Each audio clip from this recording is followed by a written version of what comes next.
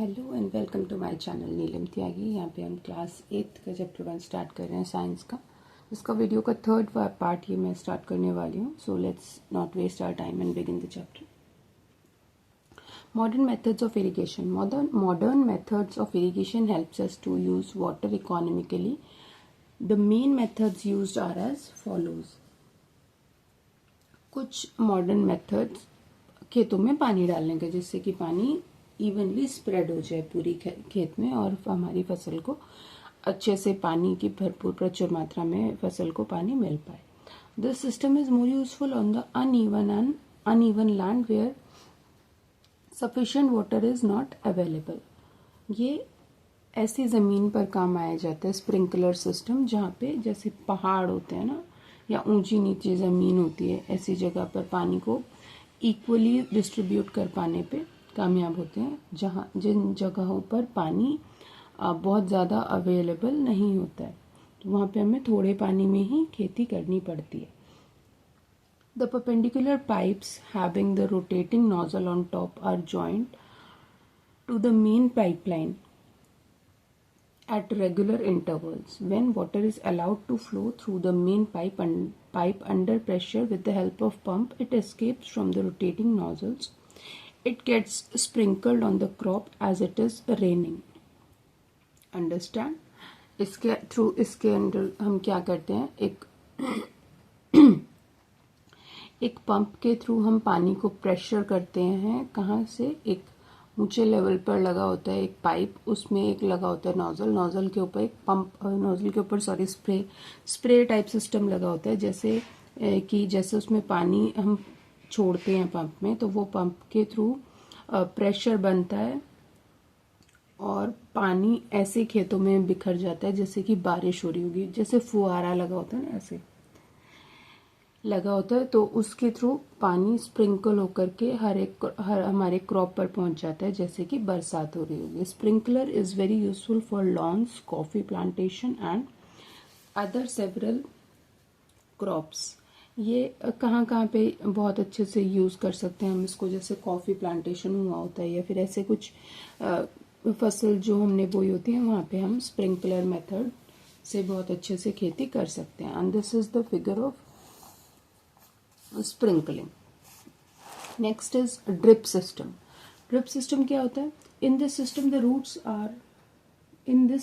the water falls drop by drop directly near the root. It is called drip system. Drip इसमें क्या होता है ना बच्चों, इसमें पौधे की जड़ के पास में ऐसे, अभी हम आगे पढ़ेंगे, ऐसे सिस्टम बनाया जाता है कि बूंद बूंद करके पानी जड़ में सीधा जा रहा होता है।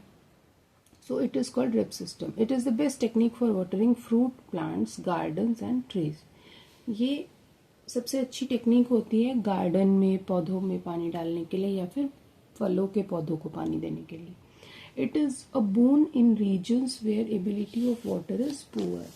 जहाँ पर पानी का स्रोत बहुत कम होता है ना, वहाँ पे प्रेशर भी नहीं बिल्ड हो पाता, तो उस सेंस में हम ये वाला सिस्टम बहुत अच्छे से हमारे लिए बहुत यूजफुल हो सकता है।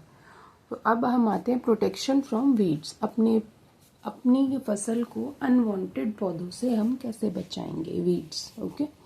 Bojo and Paheli went to nearby wheat field and they saw there were some other plants in the field growing along with wheat plants. Bojo and Paheli जब खेत में गए, उन्होंने पास के कुछ खेतों में देखा कि गेहूं के जो पौधे उगे हुए थे, गेहूं की जो फसल थी, उसमें गेहूं के साथ साथ ना एक और कुछ डिफरेंट तरह के प्लांट्स भी ग्रो हो रहे हैं, और वो गेहूं के साथ ही हो रहे हैं। लाइक इट्स नॉट कि कहीं अलग वो डेवलप हो रहे हैं। अब have these other plants been planted purposely? अब ये उनके दिमाग में एक ख्याल आया कि क्या ये पौधे हमने बोए हैं। मतलब जो उनके अंकल हैं वो उनसे ये पूछना चाहती हैं कि क्या ये पौधे उन लोगों ने बोए हुए हैं कि ये खुद ही आ गए। क्योंकि उन्होंने देखा in the field many other undesirable plants may grow naturally along with the crop. These undesirable plants are called weeds. मैंने आपको स्टार्टिंग में ही ये चैप्टर के में बता दिया था कि वीड्स क्या होते हैं, अनवांटेड प्लांट्स होते हैं जो हमारी फसल के साथ में ग्रो करते हैं। The removal of weeds is called weeding. Weeding is necessary since weeds complete weeds compete with the crop plants or water, nutrient, space and light. Weeding is necessary. क्यों वीडिंग नेसेसरी है? Weeding क्या होती है? Weeding होती है खेत में से अनवांटेड पौधों को निकाल देना. This is known as weeding. ये क्यों जरूरी होती है? ये इसलिए जरूरी होती है क्योंकि अगर ये हमारी फसल के साथ में पैदा होती रही, बढ़ती रही, तो हमारे क्रॉप को जो न्यूट्रिएंट मिलने चाहिए थे सॉइल से, वो हमारे क्रॉप के साथ साथ ये भी ले जाएंगे. तो जो ये ले जाएंगे पौधे, अनवांटेड प्लांट्स जो हैं, अगर ये ले जाएंगे तो हमारी जो फसल है उसको न्यूट्रिएंट्स कम मिल पाएंगे. अब उसको प्रचुर मात्रा में न्यूट्रिएंट्स मिले, उसके लिए हमें उसको बचा के रखना पड़ेगा इन वीड्स से. Okay. Some weeds interfere even in harvesting and may be poisonous for animals and human beings. Farmers adopt many ways to remove weeds and control their growth. Tilling before sowing of crops helps in uprooting and killing of weeds, which may then dry up and get mixed with the soil. Farmers बहुत सारे तरीके use करते हैं weeds को control करने के लिए. कई बार गुड़ाई करते हैं, कई बार ऐसे उन वीड्स को खत्म करने के लिए वो खेतों को सूखा भी छोड़ते हैं. And sowing of crops helps in uprooting and killing the weeds. Sorry. Which the soil, the best time for the removal of weeds is before they produce flowers and the seeds. कब time best होता है weeds को हटाने का? उस time जब उनमें flowers नहीं आए होते हैं, मतलब वो प्रोड्यूस करने के टाइम से पहले उनको हटा दें. तो this is the best time to remove the weeds. The manual removal includes physical removal of weeds by uprooting or cutting them close to the ground from time to time.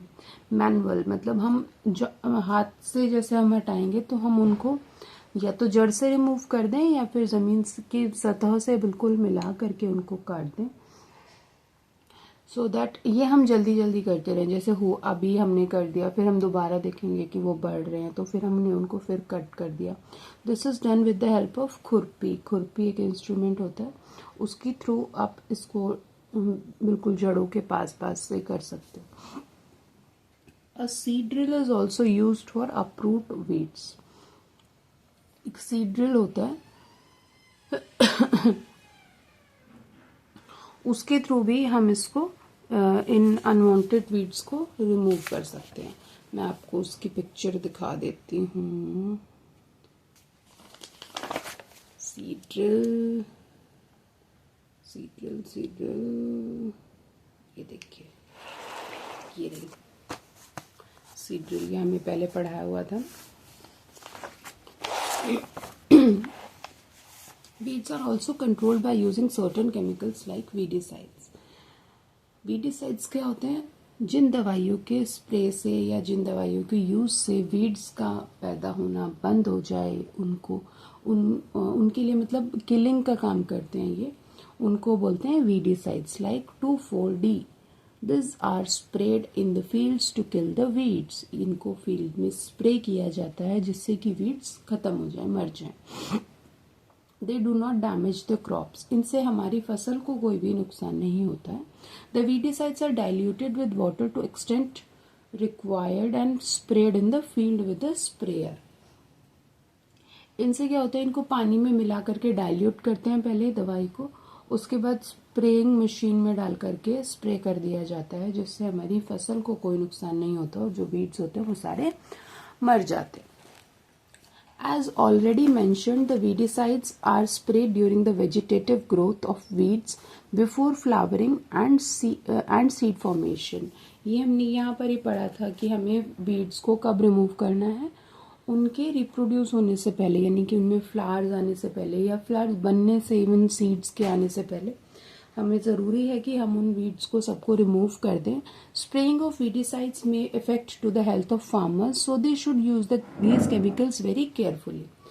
इनसे flowers को, इनसे हमारे weeds को कोई नुकसान नहीं पहुंचेगा, लेकिन हमें इनको बचा के रखना है. किससे? जो फार्मर उनको स्प्रे कर रहा है उसको ज़रूरी है कि वो हाथों में ग्लव्स पहने, मास्क लगाए, जिससे कि वो उसके नोज माउथ तक ना पहुंच पाए। They should cover their nose and mouth with a piece of cloth during spraying of these chemicals. उन्हें क्या चाहिए कि नाक और मुंह को वो अच्छे से कवर कर लें, जिससे कि वो किसी भी सेंस में उनके नोज और माउथ के थ्रू अंदर ना जा पाए क्या, chemicals. Okay, next is harvesting. Harvesting of crop is an important task.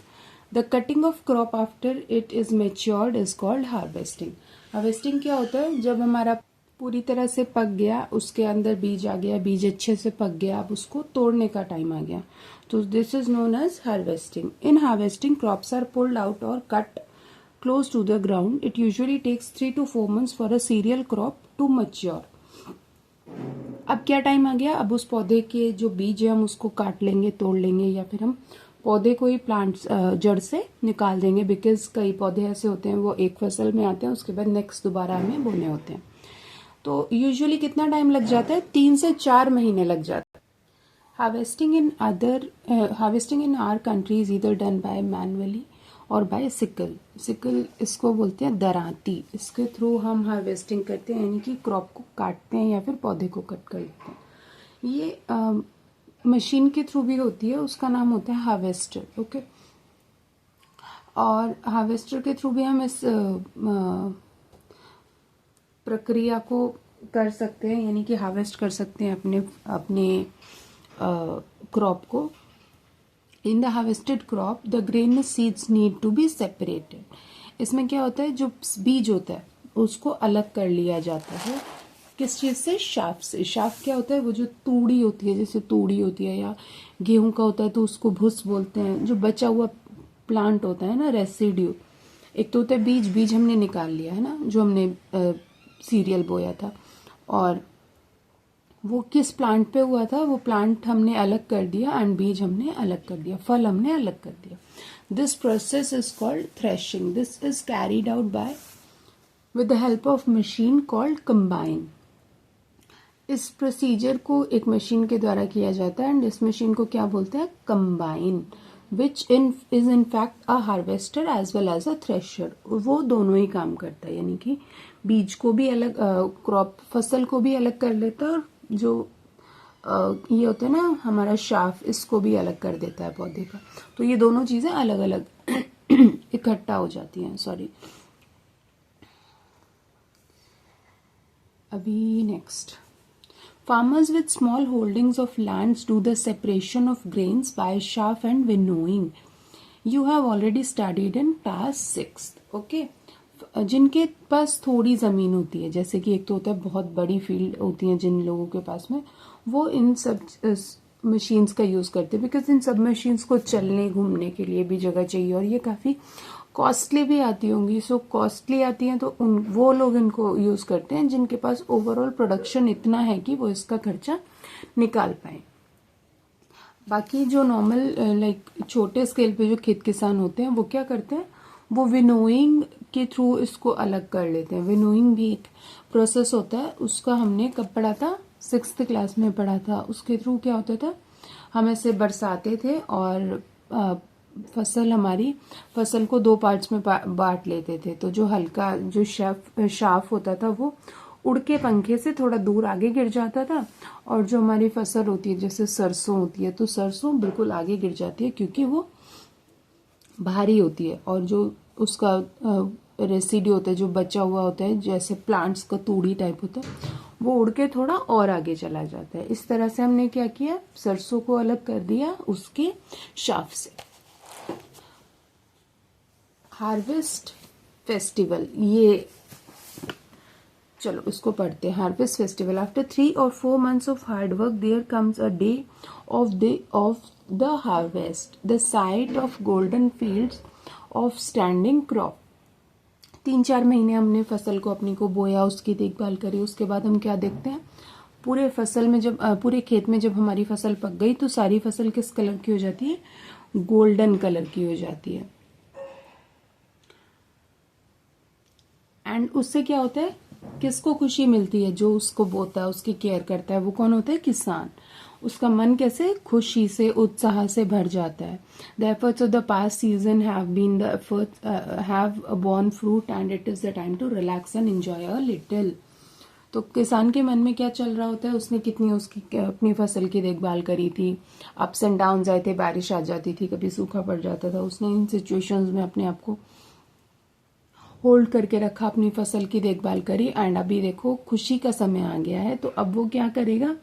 In all parts of India men and women celebrated with great enthusiasm. Special festivals associated with the harvest season are Pongal, Baisakhi, Holi, Diwali, Nabanna and Bihu. ये कुछ festivals होते हैं. ये कब होते हैं, ये फसल के जब पक जाती है, जब हम उसको हार्वेस्ट कर लेते हैं, उसके बाद उसके आसपास कुछ फेस्टिवल्स आते हैं, उनमें हम सब मिल करके इन फेस्टिवल्स को मनाते हैं इन फसल के आने की खुशी में. ओके, अभी हम आ जाते हैं. अभी हमने कट कर लिए हैं प्लांट्स अपनी फील्ड से, अब हम इनको स्टोर करने का काम करेंगे. So this is storage.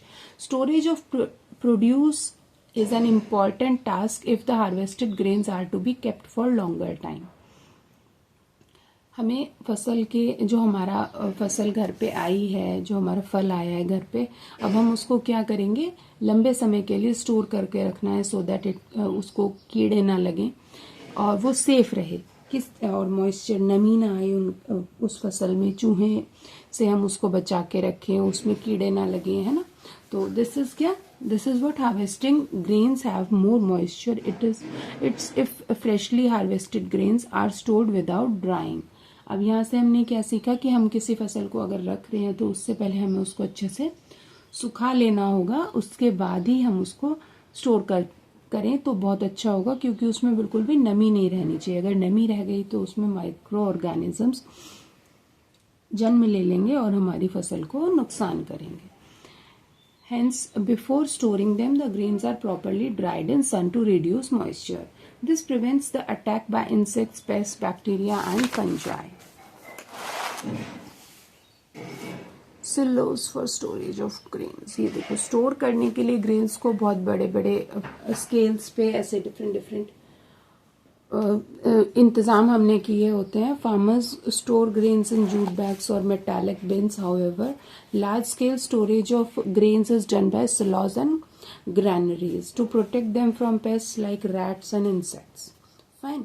अभी हम छोटे स्केल पे जो किसान होते हैं वो हम कैसे करते हैं, हम अपने प्लांट्स को, अपने देखा होगा बड़ी बड़ी टंकियां होती हैं, उनमें हम अपने गेहूं या चावल या ये सरसों वगैरह स्टोर करके रखते हैं, या फिर हम जूट के बोरियों में उनको स्टोर करके रखते हैं. और हम उन्हें ये इंश्योर करते हैं कि उनके आसपास कीड़े ना आए, चीटी नहीं, चूहे वगैरह ना लग जाए उनको, और उसके स्टोर, और ये सब हम घर पे करते हैं. और अगर ये बड़े फील्ड्स में, बड़े स्केल पर हम इंडस्ट्रीज वगैरह में हम देखते हैं, तो वहाँ पे उन लोगों के पास में क्या होता है, सिलॉज होते हैं, ग्रेनरीज होती हैं. वो वहाँ पर उन लोग अपनी फसल को प्रोटेक्ट करते हैं रैट्स से और कीड़ों से.